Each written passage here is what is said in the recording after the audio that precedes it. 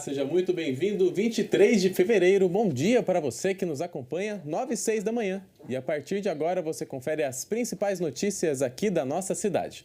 Hoje nós estamos recebendo o Jorge Céspedes, que é advogado e secretário-diretor do Jurídico da Câmara Municipal, para conversarmos sobre como proceder juridicamente em caso de perda de documentos ou de objetos. Bom dia, Jorge, seja muito bem-vindo. Bom dia, muito obrigado.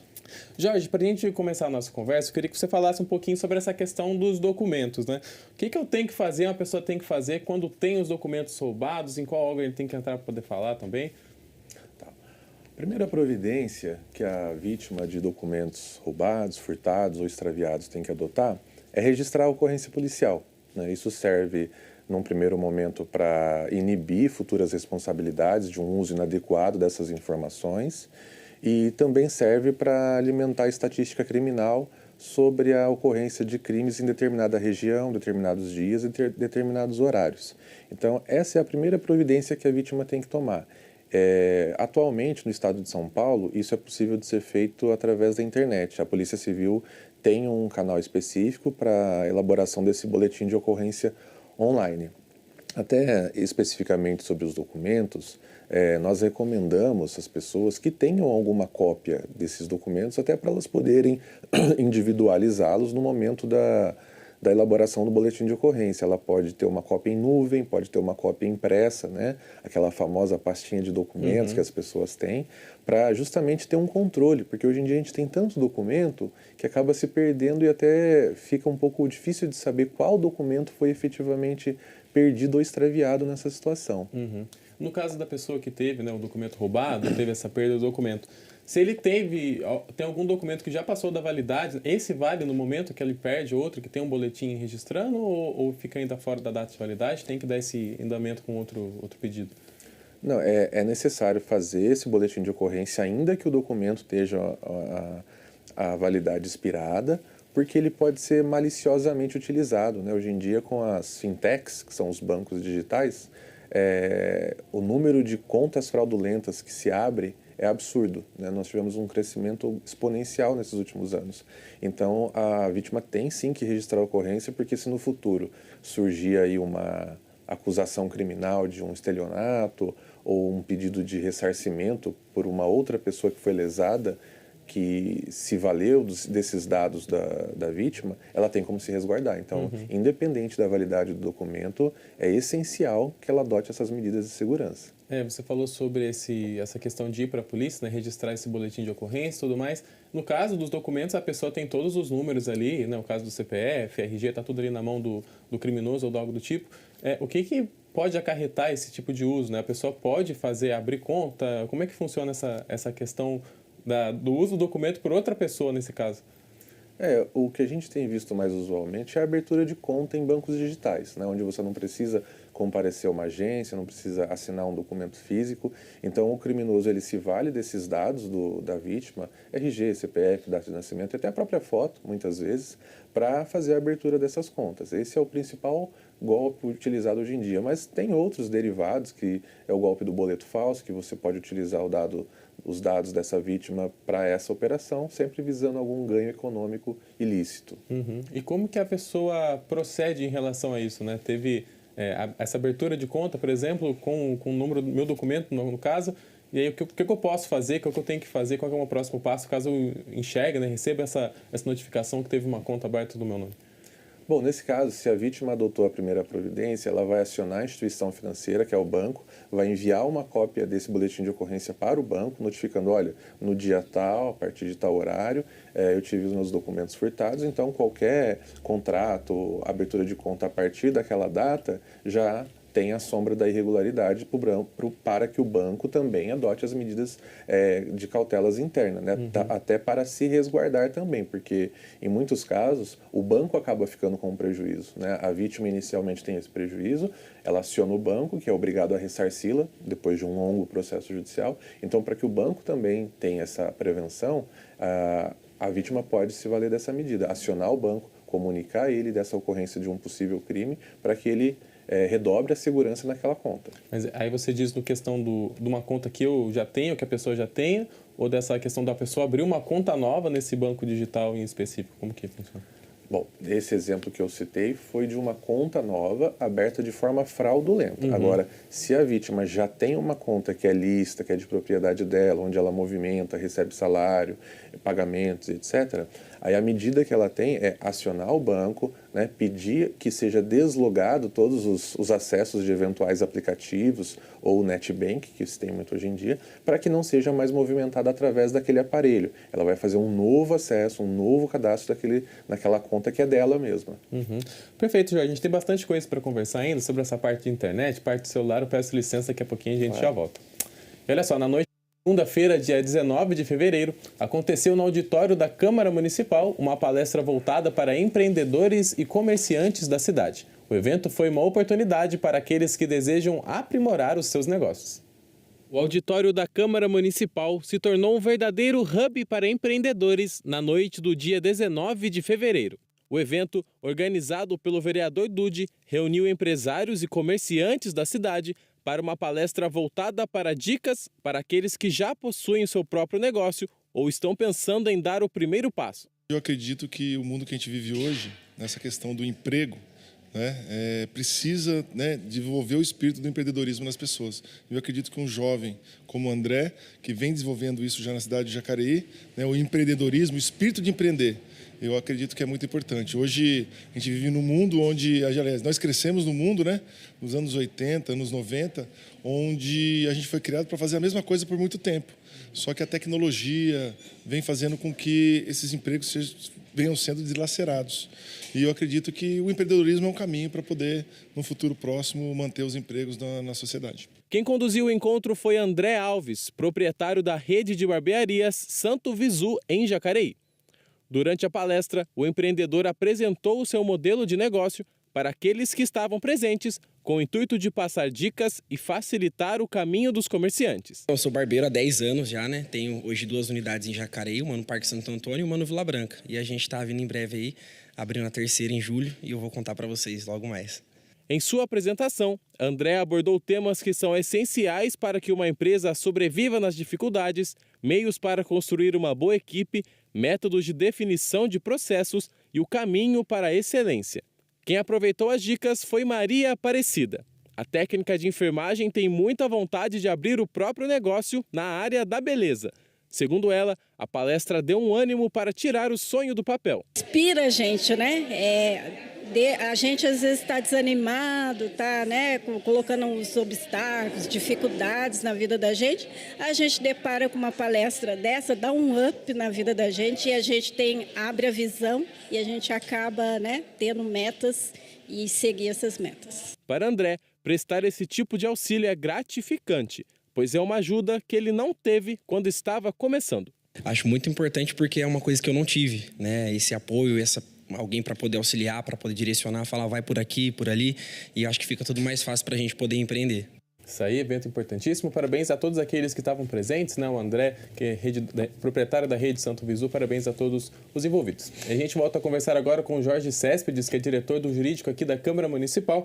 Jorge, a gente falou um pouquinho sobre a perda de documentos, roubo de documentos. Queria que você falasse um pouco agora sobre os celulares, A gente sabe que o celular tem muito aplicativo de banco, tem muita informação pessoal também. Qual que é o primeiro passo para a pessoa que teve o celular furtado ou roubado? No caso do celular, aí já é um pouquinho mais específico. Inclusive, houve uma campanha forte do governo federal no segundo semestre do ano passado que lançou um aplicativo sobre isso. Basicamente, qualquer pessoa que tem um celular, hoje em dia, carrega muita informação sensível. Banco, fotos íntimas, enfim. Então, as pessoas precisam levantar o número do e-mail do aparelho, Existe um comando específico, uma sequência numérica que você insere no seu aparelho e vai te trazer essa identificação. Anotar essa identificação e se no futuro for vítima de um crime, de furto, roubo, enfim, tiver o seu celular tirado de si, com esse número ela consegue inabilitar o aparelho, ou seja, trava tudo, ninguém mexe. Existe, se no futuro esse aparelho for recuperado, a possibilidade de você reverter, embora seja um processo muito mais delicado. Os números mostram deste aplicativo do governo federal que o número de pessoas que pedem o bloqueio é infinitamente maior do que aqueles que depois recuperam e pedem o desbloqueio. Então, no caso da vítima que tem o celular perdido, ela precisa anotar o e-mail e, quando for comunicar a ocorrência, indicar o número específico do e-mail para que as providências sejam tomadas, inclusive junto às operadoras. Você falou que carrega muita informação realmente no celular, a questão bancária, a questão íntima e tudo mais. O que a pessoa pode fazer nesses casos, né? Assim que perdeu o celular, teve o celular furtado, tem que entrar em contato com a instituição bancária, tem que avisar, deixar alertado? Como é que tem que ser? Olha, hoje a etapa mais rápida é realmente o bloqueio através desse aplicativo do governo federal. E para isso você precisa do e-mail. Num segundo momento, você pode sim acionar as instituições financeiras, inclusive hoje em dia não é incomum o número de pessoas que trabalham com mais de um banco. Então elas têm 3, 4 aplicativos de bancos diferentes no seu celular. Então, às vezes a pessoa não tem a informação ali de cabeça, qual é o número da conta, qual é a agência, para poder tomar essas providências junto à instituição.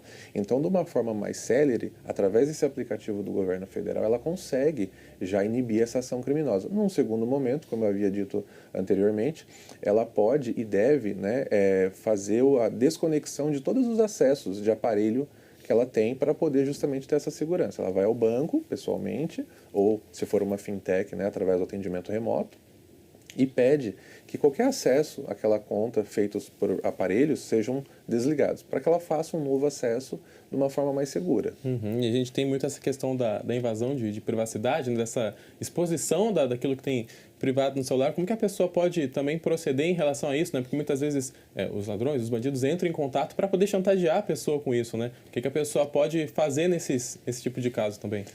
Olha, essas informações mais sensíveis, né, às vezes informações íntimas, o ideal é que a pessoa evite manter esse tipo de informação no aparelho, né? Ela tem mecanismos hoje mais seguros, como é a nuvem, acessível através de senha, então é um passo a mais que o criminoso teria que percorrer para chegar nesse conteúdo.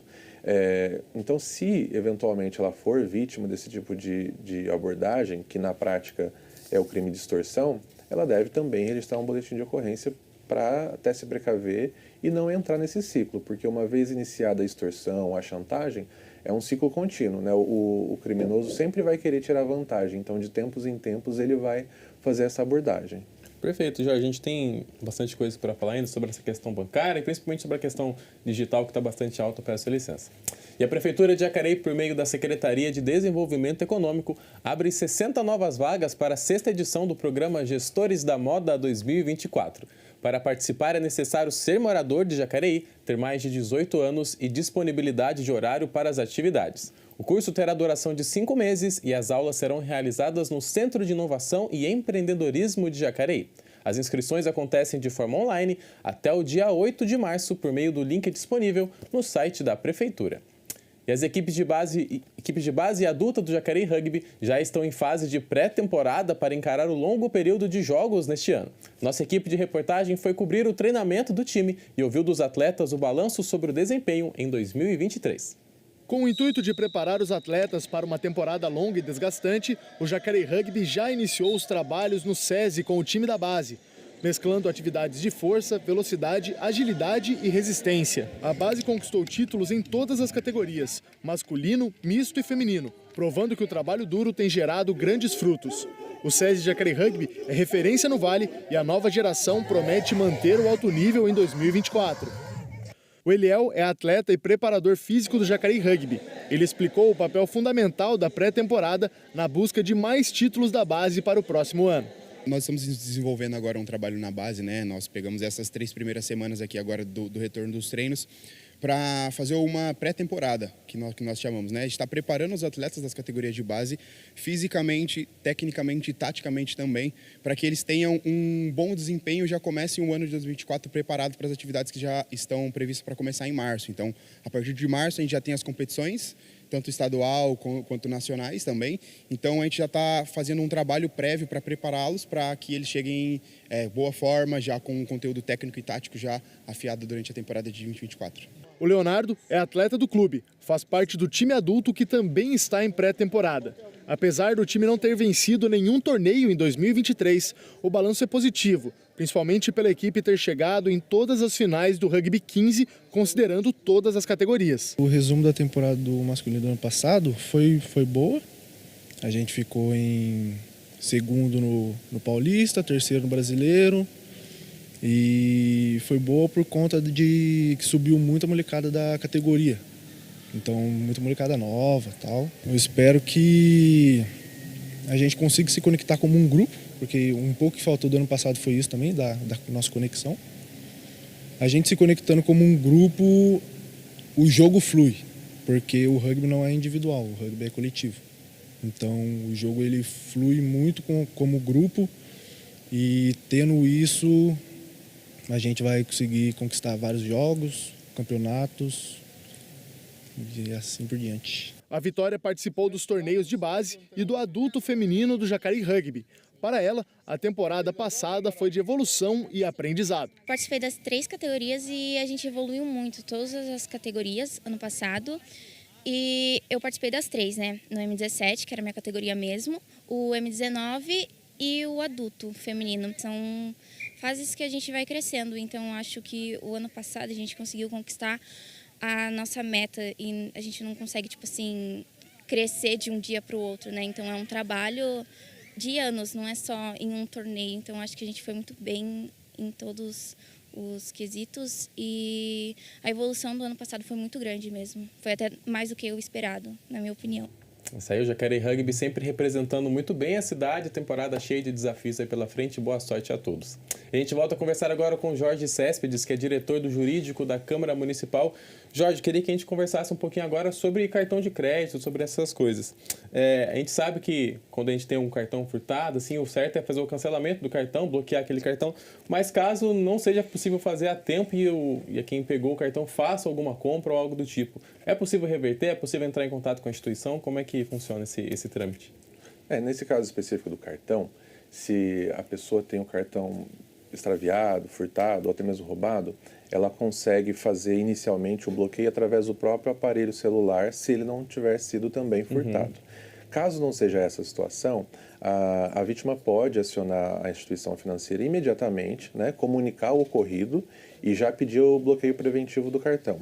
Eventual compra ou aquisição feita no cartão que não tenha sido realizada pela vítima, é possível sim de contestação. As instituições financeiras, os bancos, administradoras de cartão de crédito, elas têm responsabilidade por essa operação.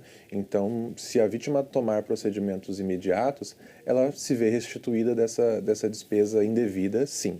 E a gente vê bastante casos, a gente vê direto na TV, a questão daquelas vendas mentirosas, né? Que a pessoa chega, tá passando na rua, vai vender alguma coisa, a pessoa vai pagar pelo cartão, fala que não passou de primeiro momento ali e faz várias compras no cartão da pessoa.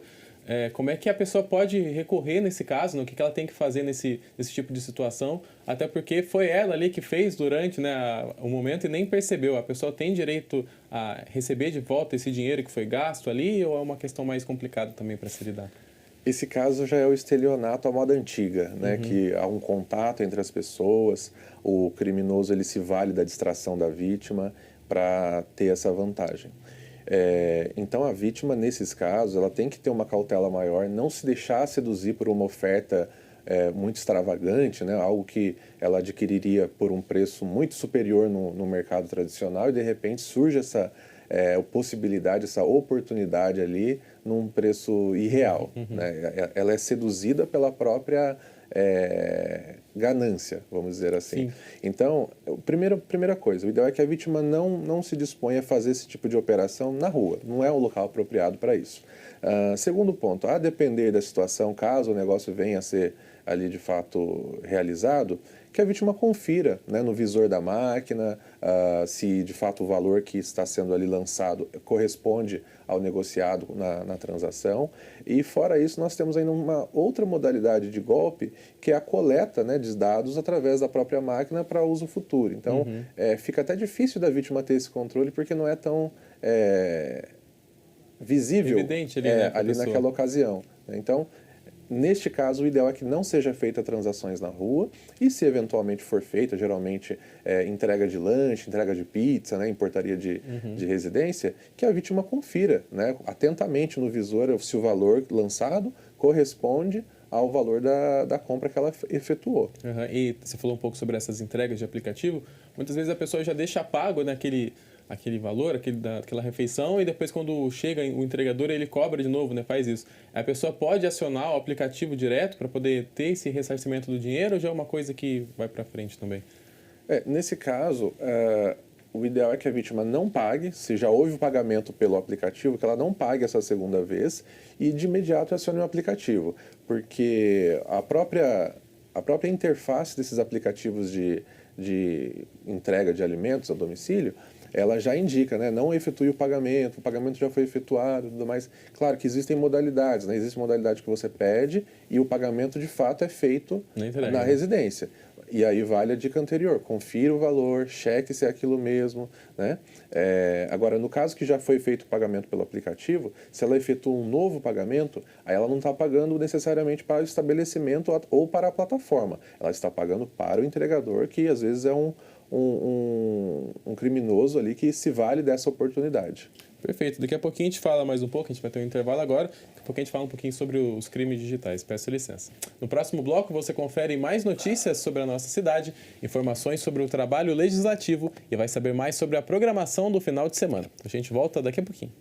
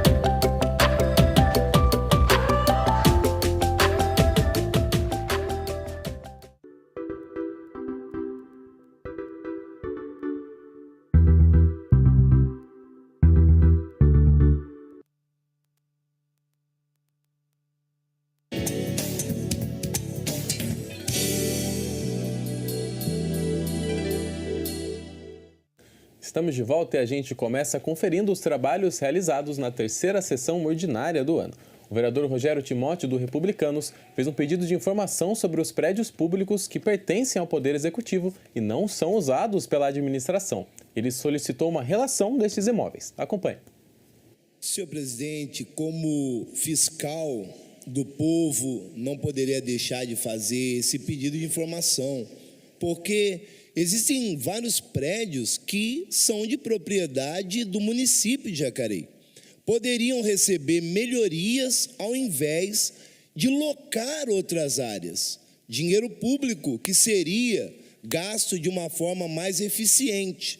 Então, eu fiz esse pedido para saber quantas áreas públicas hoje estão desocupadas pelo município e não estão em uso.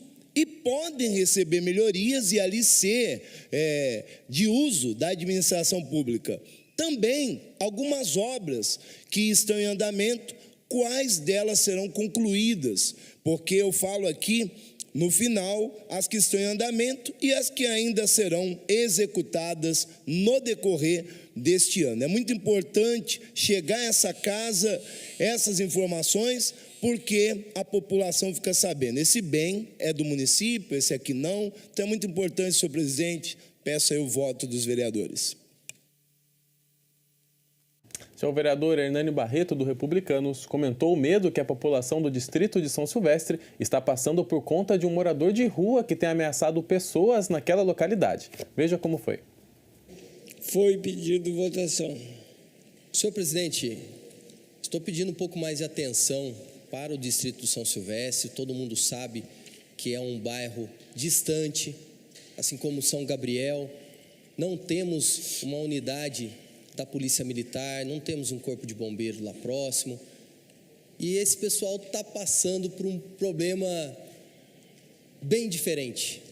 Um morador de rua está deixando todo mundo em pânico, porque ele está com uma faca, então ele tem atacado as pessoas. E é uma somatória de esforços, tanto da Polícia Militar, mas vejo também que do poder público local. Porque a Secretaria de Assistência Social, junto com a Guarda, com toda a sensibilidade, talvez consiga dar o acolhimento, consiga dar um direcionamento para cuidar desse munícipe e resolver esse problema. Porque acaba sendo também, além de um problema de saúde, um problema também de segurança. Por isso eu peço o voto favorável de todos. Mais sobre as sessões ordinárias e os trabalhos dos vereadores, você confere em jacareí.sp.leg.br. E a gente volta a conversar agora com o Jorge Céspedes, que é diretor aqui do Jurídico da Câmara Municipal. Jorge, queria que a gente falasse um pouquinho agora sobre os crimes digitais. A gente vê que está tendo uma alta desses casos, a gente vê uma reincidência bastante presente. E um crime que vem sendo bastante falado é sobre a clonagem, né, do WhatsApp, pessoas se passando por outra no aplicativo, mandando mensagem, pedindo dinheiro e tudo mais. O que a pessoa tem que fazer nesse caso, né, quando é detectado esse tipo de clonagem? Qualquer crime ele precisa ser comunicado à polícia. Como eu disse, para fins de estatísticas, as estatísticas guiam medidas de política criminal, seja com a adoção de abertura de uma nova delegacia especializada, criação de novos crimes. Então isso é importantíssimo, a promoção. Muitas vezes as pessoas desanimam, falam, eu não vou fazer porque não vai dar em nada, não vai achar a pessoa, né? Não é bem assim. Algumas operações policiais têm desarticulado quadrilhas que promovem esse tipo de golpe, né? De clonagem de WhatsApp, cria ali uma simulação de uma central de atendimento bancário, né? Quando liga para a vítima fala que é do banco, enfim. Nesse caso específico da clonagem de WhatsApp, a vítima deve inicialmente avisar os seus familiares, pessoas próximas, que são as principais abordadas, de que existe esse número, indicando, olha, esse número está pedindo dinheiro no meu nome, não sou eu, primeira coisa. Num segundo momento, a vítima precisa avisar o Meta, que é a empresa dona do Facebook, o WhatsApp, né? Indicando, olha, essa conta ela está em atividade ilícita, fraudulenta, e em função disso ela descumpre as condições de uso da plataforma e ela deve ser derrubada, né? Deve ser banida. E pedir também aos seus amigos que façam essa medida para ajudar a derrubar essa conta e inibir futuros golpes. Né? Mas as providências seriam boletim de ocorrência e avisar a plataforma dessa atividade ilícita dentro do ambiente dela. E nesse caso vai além, né, do que só a própria pessoa que teve o número clonado, né? Porque tem as pessoas que vão receber essa mensagem e às vezes acabam caindo nesse golpe, mandando dinheiro, achando que algum ente próximo, alguém que está realmente precisando desse auxílio. No caso, essa pessoa que foi enganada por essa pessoa que estava sendo passada por quem foi clonado, também tem que comunicar os órgãos responsáveis, a polícia, avisar também o Meta, como é que funciona? Sim. Aquele que teve um prejuízo financeiro, ele também é vítima, ele é a principal vítima. Né? Às vezes você tem a sua imagem utilizada indevidamente, mas você não sofre diretamente o desfalque financeiro. Então aquele que fez o pagamento, geralmente é o pai, é a mãe, é um amigo mais próximo, que naquele primeiro momento de abordagem fica mais preocupado com o seu ente querido, ele quer ajudar, ele não tem essa cautela de filtrar e tudo mais. Então essa pessoa que fez a transferência, pagou o tal do boleto, ela precisa comunicar comunicar à autoridade policial, enviando comprovante, porque a partir daí você tem alguns parâmetros mínimos, como quem recebeu esse valor. Vai ter uma pessoa especificada ali, né, física ou jurídica, para que permita o trabalho investigativo e até mesmo a desarticulação dessas quadrilhas, que geralmente são quadrilhas, não é um indivíduo isolado, não é uma pessoa sozinha que faz tudo isso, são grupos ali que se retroalimentam de informações privadas e a partir disso partem para o golpe, partem para o crime virtual. E também, ainda nessa linha, né, a gente tem muitos casos de pessoas que perdem acesso às contas no Instagram, Facebook no caso, e o pessoal começa a postar nos stories lá, vendendo eletrodomésticos e tudo mais, de forma que não acontece de verdade, né? O que a pessoa tem que fazer nesse tipo de caso, sabendo que a pessoa chega a negociar de maneira verdadeira com outras pessoas essa venda desses produtos, como é que funciona nesse trâmite também?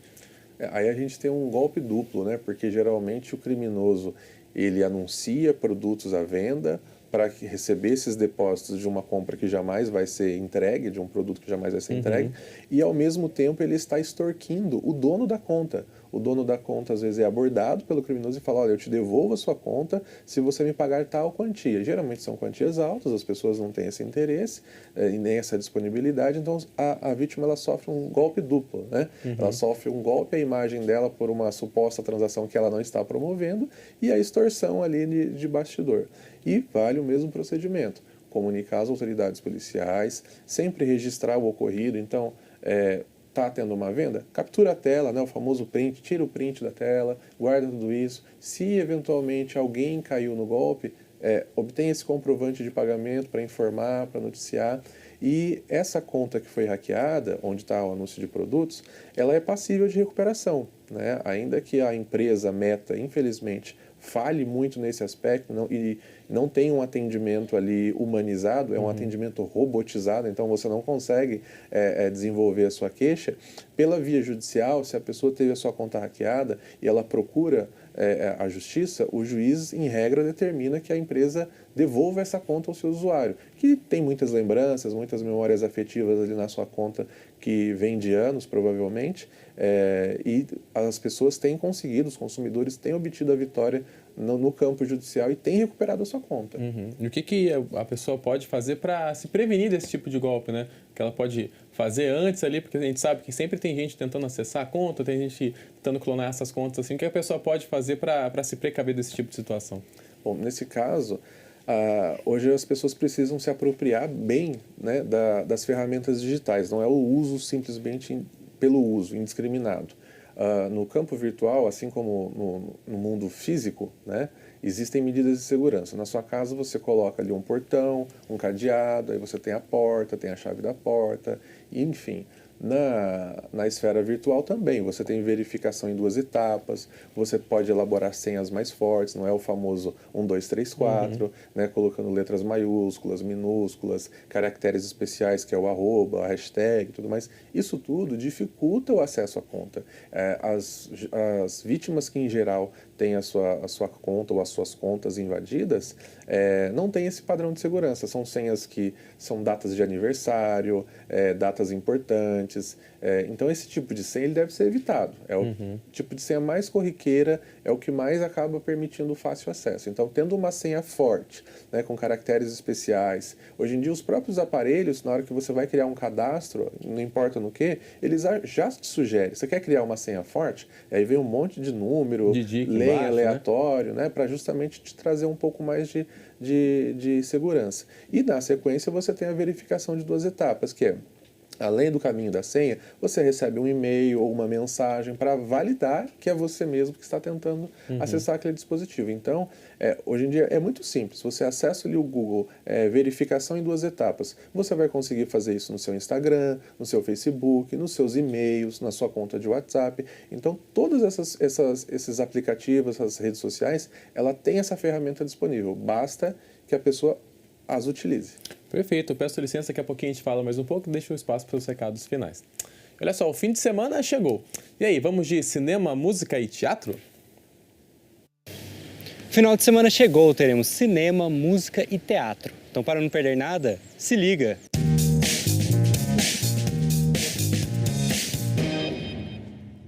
Na sexta, teremos a exibição do documentário Indústria 4.0. O filme mostra os impactos da quarta revolução industrial e como os ambientes físico e digital se misturam nos processos de produção. Ele será exibido no MAV às 14 horas. Já no sábado, teremos o festival Artistas da Pavão Music. No evento vão rolar diversas apresentações de trap e R&B. O festival começa às 19 horas na Sala Mário Lago. Fechando o final de semana, teremos a apresentação da peça A Gula, o Amor e a Esperteza, do grupo Teatro de Construtores. No sábado, a apresentação acontece às 16 horas no CDHU Campo Grande. E no domingo também tem apresentação. Ela acontece às 16 horas na Praça do Parque Meia Lua. Não perca! Para mais informações, você pode conferir a agenda completa no site ou nas redes da Fundação Cultural. O Se Liga fica por aqui e um bom final de semana.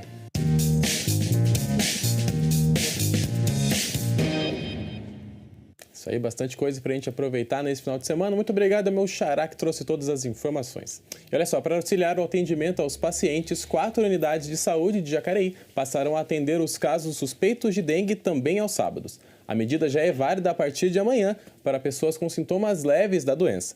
Para atendimento de pacientes acima de 12 anos, realizando os exames e aplicação de soro e medicamentos, conforme avaliação médica, as unidades dos bairros Santa Cruz dos Lázaros, Parque Santo Antônio, Jardim das Indústrias e Cidade Salvador funcionarão das 7 da manhã às 5 da tarde.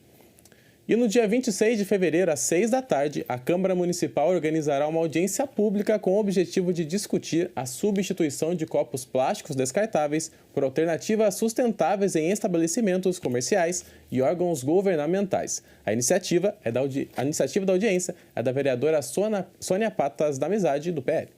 No dia 26 de fevereiro, a Câmara Municipal realizará uma audiência pública para discutir o projeto de lei que propõe a proibição da venda e distribuição de copos plásticos descartáveis em estabelecimentos comerciais e repartições públicas da cidade. A vereadora Sônia, autora da proposta legislativa, explica que a iniciativa visa reduzir o impacto ambiental na cidade. Devido às situações que a gente vê nas cidades, e eu leio muito porque eu sou bióloga e ambientalista. Então, na maioria das enchentes, quando a gente chega nos locais, o que a gente vê mais? Garrafa PET e copo plástico, né? Quando você vai nas praças, o que você vê mais jogado no chão?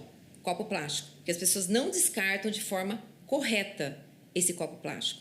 E também porque hoje a gente já tem substituto para o copo plástico, né? Então, por exemplo, o Tenda não tem mais sacola plástica. Alguém reclamou? Não, todo mundo vai lá e põe em caixa, eu também.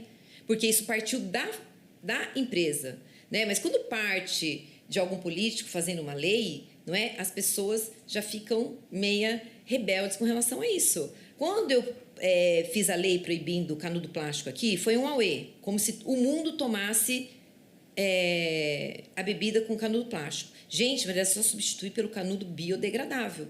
Tanto que depois que a lei passou aqui, que foi sancionada, depois de o quê? Dias ou meses, não sei, 1 mês, 2 meses, o Estado foi e proibiu o canudo plástico. Então, eu acho que as pessoas têm que passar a ter esse olhar também ambientalista. De acordo com o arquiteto e professor Mário Scalambrino, essa é uma tendência global e que indica que a sustentabilidade está se consolidando como uma prioridade universal. Globalmente, todo o movimento caminha mesmo para que a gente vá nesse sentido, especialmente na questão de consumo de produtos descartáveis de um uso único. Então, globalmente, a gente já existe essa tendência. Aqui no Brasil também, a gente já tem uma série de programas e leis, como a própria Política Nacional de Resíduos Sólidos de 2010, que já vem com essa proposta de gestão e responsabilidade compartilhada entre aqueles que produzem, os que vendem, revendem, nós que consumimos enquanto cidadãos e inclusive na forma de descartar. A gente tem uma série de programas, a gente pode destacar o programa Município Verde Azul, do qual Jacareí também faz parte, e tem uma série de ações para que atinja essa pontuação e se torne um município verde azul, com esse selo, né? E aí a Diretiva 7 fala sobre resíduos sólidos, que vem também de encontro ao que a vereadora está propondo. O projeto sugere a troca dos copos plásticos descartáveis por itens fabricados a partir de materiais biodegradáveis, que causam menor dano ao meio ambiente. A gente já tem copos que são feitos de papel, né? Então, eles vão ser consumidos para um uso que seja, mas ele vai se degradar muito mais rápido, né? Então, um copo de papel, em 90 dias, ele volta a ser uma terra preta, enquanto um copo de plástico vai ficar aí pelo menos 400 anos sem se decompor. Mesmo com essas alternativas, a proposta tem dividido opiniões na cidade. A opinião minha sobre esse tema eu acho ótima, muito boa, muito boa. Acho que coopera com o meio ambiente, né? Para mim, eu prefiro o de vidro, sabe? O pessoal fala muito na televisão que o plástico é perigoso, né? Que demora para derreter na terra, esse negócio assim. Eu acharia bom o de vidro. Eu sou contrário a essa lei. Não sou contrário à utilização do biodegradável, mas hoje, como que você vai colocar o biodegradável se as indústrias não estão conseguindo nem o plástico comum? Imagina o biodegradável. Já fizeram um estudo do biodegradável, se tem matéria-prima para, por exemplo, acabar com todos os plásticos do país? Eu acredito que não. A vereadora ainda enfatiza a importância de debater o projeto para o futuro da sustentabilidade na cidade. Eu garanto para você que esse projeto não é um projeto impactante, tá? É um projeto que a gente vai ver como vai fazer e nós vamos construir junto com os comerciantes. Não é assim do jeito que estão falando, tá? Então, a gente está fazendo isso principalmente para o meio ambiente, para melhorar a situação, porque daqui a uns anos a gente vai sofrer com isso. Durante a edição desta matéria, houve alguns desdobramentos importantes. A vereadora Sônia optou por arquivar o projeto. Porém, decidiu manter a audiência pública com uma alteração no foco da discussão. Ela não se centrará mais na proibição dos copos plásticos, mas sim na substituição dos copos plásticos. Após este debate, a vereadora poderá protocolar uma nova proposta legislativa sobre o tema. É aí um tema que está dando bastante o que falar e fica o convite para vocês que estão nos assistindo para comparecerem na audiência dia 26 às 6 horas da tarde aqui na Câmara Municipal. A gente volta a conversar agora com o Jorge Céspedes, que é diretor jurídico da Câmara Municipal. Jorge, queria deixar esse espaço para você, né? Nós estamos chegando no final do nosso bate-papo. Esse espaço para você deixar dicas para a população sobre como se precaver também nesse tipo de caso que a gente comentou hoje aqui. Bom, resumindo aqui a nossa conversa de hoje, eu acredito que as pessoas precisam tirar uns minutos, né, do seu dia, da forma mais tradicional possível, anotando, né, porque às vezes a gente esquece, a gente vê ali, olha, preciso fazer uma cópia dos meus documentos, preciso fazer a verificação em 2 etapas, mas depois eu vejo, e esquece. Uhum. E aí vai lembrar disso quando? Quando acontece o sinistro, quando acontece o furto, o extravio, até o roubo. E aí já não tem mais como você, né, agilizar essas medidas. Então, a minha sugestão de início é anote para fazer isso em algum momento, né? Tira uns 10 minutinhos, tirar uma cópia dos documentos. Uma coisa rápida, né? Que uma coisa fácil rápida, de fazer. exatamente. Né? Tira aí uns minutinhos também para entender como funciona a verificação em 2 etapas dessas redes sociais, dos seus e-mails, do seu Instagram, do seu Facebook, do seu WhatsApp, e se previna, né? Evite que esse problema chegue até você. Isso não vai inibir, obviamente, hoje em dia, infelizmente, a tecnologia está aí para o bem e também para o mal, mas vai dificultar bastante. Então, com essas medidas simples, fica muito mais difícil você ter esse tipo de problema. Então, a minha sugestão para os telespectadores seria essa, né? Tirar uns minutos para fazer um registro dos seus documentos. Então, tira uma cópia do seu RG, do seu CNH, do seu passaporte, de outros documentos que entenda relevante, cartão bancário, até. E, num segundo momento, deixa eu acionar minha verificação em 2 etapas aqui, do e-mail, das redes sociais e pronto. A partir disso, as pessoas já ficam mais protegidas. É melhor prevenir do que depois ter que sair correndo atrás da polícia, do banco, para poder amenizar o prejuízo, né? Que aí o prejuízo já vai ter se instalado. Perfeito, a gente agradece muito a sua participação hoje aqui, né? E lembrando que a gente está sempre à disposição para poder falar um pouco sobre esses assuntos aqui também. Muito obrigado. Lembrando que ao meio-dia você confere a reprise dessa edição e pode acompanhar todas as reportagens produzidas por nossa equipe por meio das redes sociais, Facebook, YouTube e Instagram. Só pesquisar por TV Câmara Jacareí. Se cuide e ótimo final de semana.